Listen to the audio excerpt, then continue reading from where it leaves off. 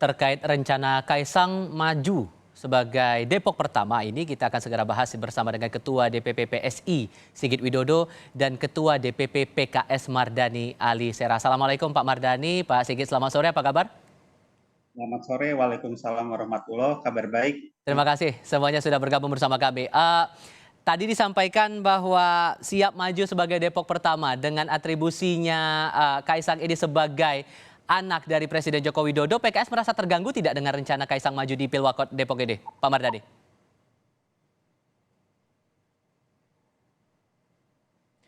Pak Mardani, mohon maaf, audionya boleh dibuka dulu, Pak? Maaf ya. Oke, silakan. Bagus.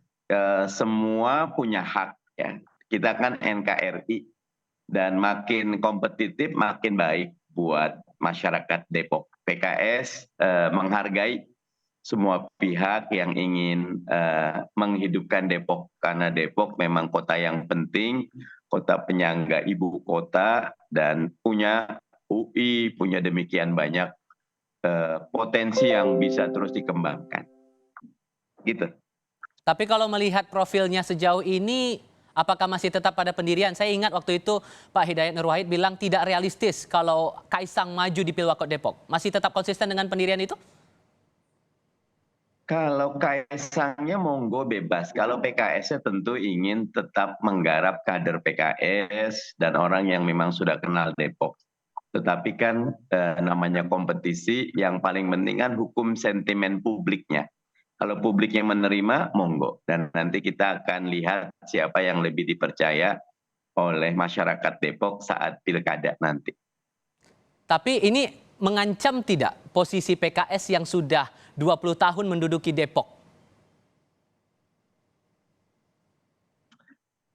Kami bersyukur ya, di Depok ini punya kader-kader yang militan, yang disiplin, yang tangguh ya.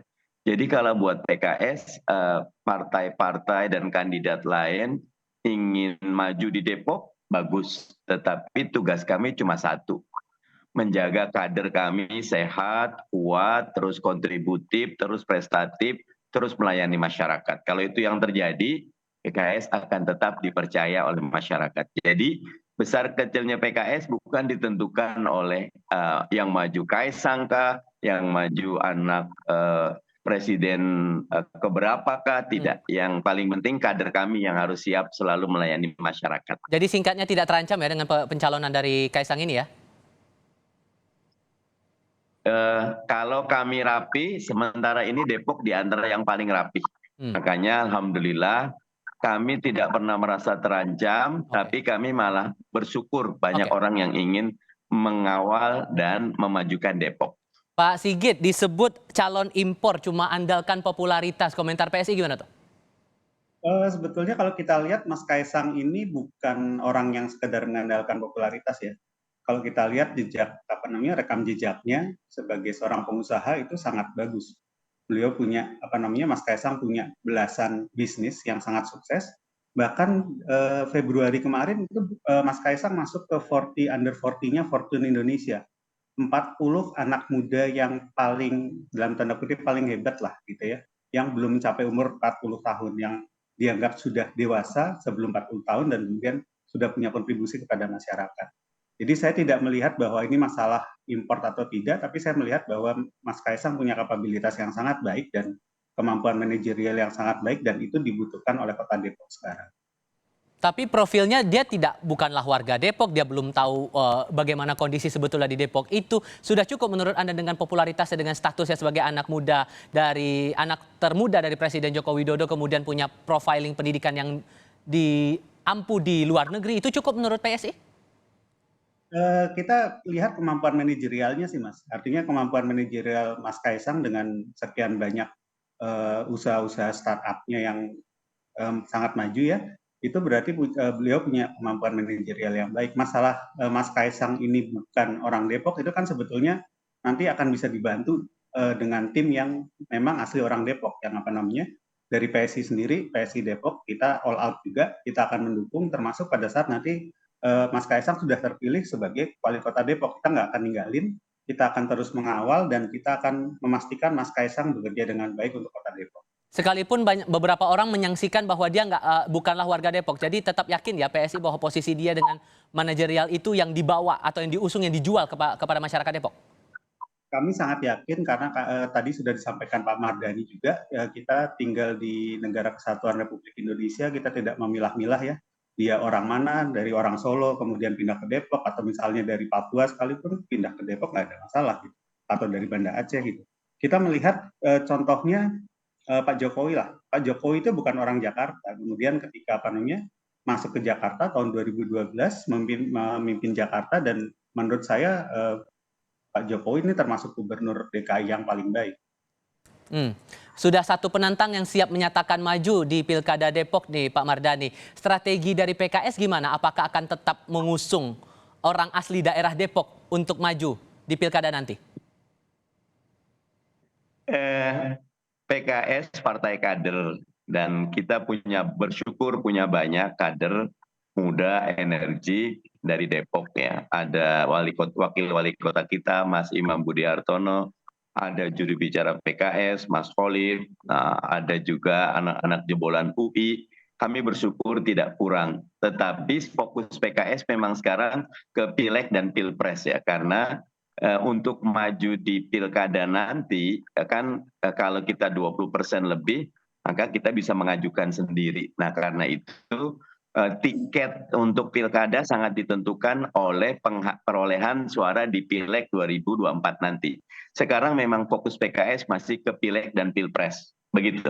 Tapi dengan profilnya Kaisang yang sudah dikantongi sedemikian kuatnya profilnya begitu, apakah PKS tidak punya ancang-ancang awal dulu nih untuk mencari atau menerawang masuk radar nih beberapa nama yang akan potensial maju ke Depok? Sama saja, Mas Kaisang maju kah, anak gubernur lain maju, anak bupati maju, anak pengusaha maju, semua calon yang maju itu potensial menang.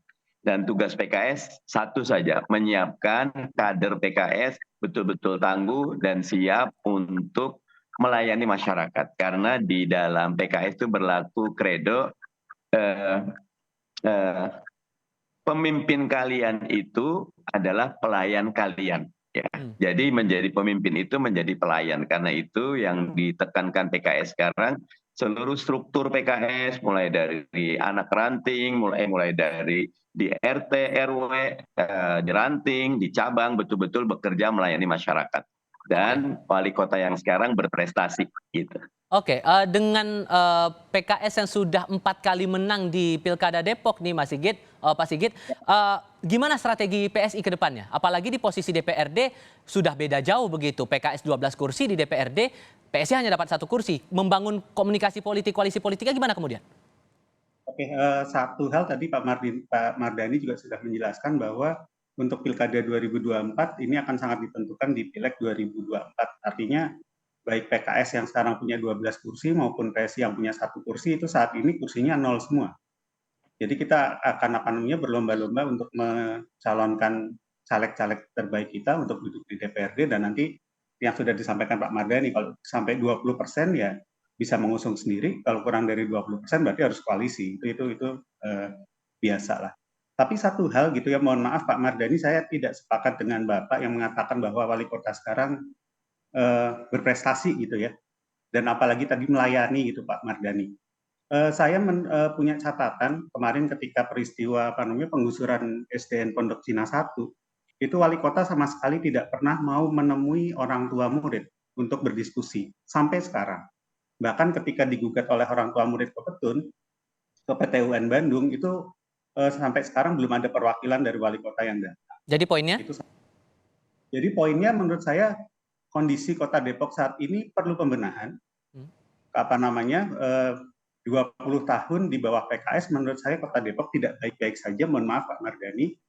Kalau kita lihat dari 4 kota yang nempel ke Jakarta, itu APBD Depok termasuk yang paling rendah bukan termasuk paling rendah ya. Dibandingkan Tangerang Selatan, Bekasi, dan Tangerang itu jauh di bawah. Memangnya pembenahan seperti apa yang dijanjikan oleh Kaisang kalaupun betul maju, fix maju di Depok nanti? Apa yang ditawarkan begitu? Satu yang kalau dari PSI yang salah satu yang jadi concern kami adalah Depok saat ini menurut Setara Institut adalah kota paling intoleran di Indonesia. itu yang perlu diperbaiki dengan cepat gitu. Karena ada satu kota yang nempel ke Jakarta, tetapi statusnya adalah kota paling intoleran di Indonesia. Mas Kaisang ini saya yakin sebagai seorang nasionalis yang religius gitu ya, beliau akan bisa mengembalikan Depok menjadi kota yang toleran. Itu satu. Kemudian masalah APBD-nya nih. APBD Depok itu sekitar 3,8 sampai sekarang itu sekitar 4 triliun. Itu tiap tahun selalu ada silpa sebesar sekitar 500 miliar lah, setengah T. Jadi kira-kira 16% dari dari anggarannya nggak pakai, sementara banyak sekali proyek-proyek yang nggak jalan. Sekarang terakhir di Depok yang sedang dikeluhkan oleh masyarakat adalah sampah. Sampah tidak tertangani dengan baik. Kemudian pembangunan trotoar di Margonda itu jalan tiang listriknya tidak terpasang, tidak ada. Banyak proyek-proyek yang tidak jalan. Baik. Dan Mas Kaisang sebagai seseorang yang punya kemampuan manajerial, entrepreneurship yang sangat baik, menurut saya beliau akan bisa memimpin Depok menuju kota yang lebih baik, dan yang penting adalah menuju kota Depok yang toleran untuk semua orang. Sebagai anak muda, Pak Mardhani, dianggap Kaisang ini bisa membawa perubahan, bisa mengoreksi catatan kritis dari pimpinan-pimpinan sebelumnya dari PKS. Gimana tuh? Kalau ada yang ingin memajukan Depok, bagus ya. Tapi saya jawab sedikit ya. Mas Sigit tadi menyatakan ada catatan terhadap Depok ya. Bagaimanapun kalau kita melihat pertumbuhan penduduk di Depok itu tinggi sekali. Artinya orang sangat suka tinggal di Depok ya. Yang kedua, kalau terkait dengan kualitas pendidikan, Depok luar biasa. Nanti Mas Sigit kalau bilang dari setara, saya malah lucu. Depok itu berdua dengan kabupaten satu lagi, wakil Indonesia sebagai kota harmoni ya, yang mewakili Indonesia di Asia, Depok itu. Nah nanti Mas Sigit lihat lagi. Jadi bagaimanapun masukan-masukan tadi bagus, dan namanya kayak kasus di Pondok Cina kan niatnya ingin bikin masjid. Depok itu belum punya ikon yang bagus, padahal dari awal sejarah Depok itu sangat kental keislamannya. Jadi memang ada satu lain hal, dan setiap bupati, wali kota, gubernur pasti punya pro and con. Jadi kalau buat saya, monggo saja kritik-kritik disampaikan, dan tugas dari wali kota PKS, kader PKS, alat PKS, buktikan dengan karya, buktikan dengan pelayanan. Begitu. Oke, terakhir Pak Sigit, ini sudah ada buka suara nih, Gerindra siap mendukung, kemudian dari PDIP juga sudah menawarkan, komunikasi politik dari parpol lainnya juga apakah sudah dibuka dan apa responnya? Teman-teman di PSI Depok, menurut laporan mereka sudah mulai berkomunikasi ya dengan partai-partai yang lain, terutama dengan partai-partai nasionalis.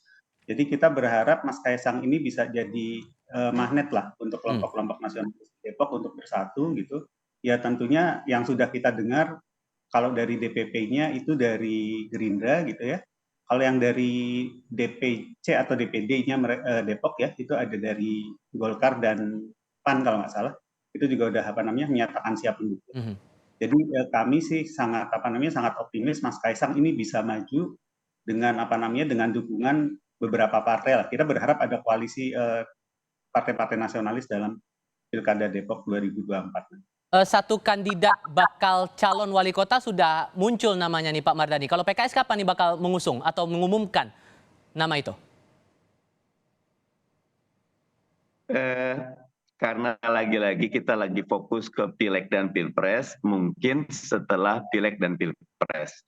Karena semua tentu punya strategi ya. Strategi PKS karena kita sedang mendapat amanah, bukan sibuk mengkampanyekan diri, tapi sibuk membuktikan diri. Dan mendoakan saja Depok akan selalu lebih baik, lebih nyaman, lebih manusiawi, lebih bagus lingkungannya, lebih bagus infrastrukturnya, dan lebih bagus yang utama tentu keimanannya. Begitu. Baik, Pak Mardhani Alisera terima kasih. Pak Sigit juga terima kasih sudah berdiskusi bersama kami di Kompas Petang. Sehat selalu semuanya. Assalamualaikum, selamat sore.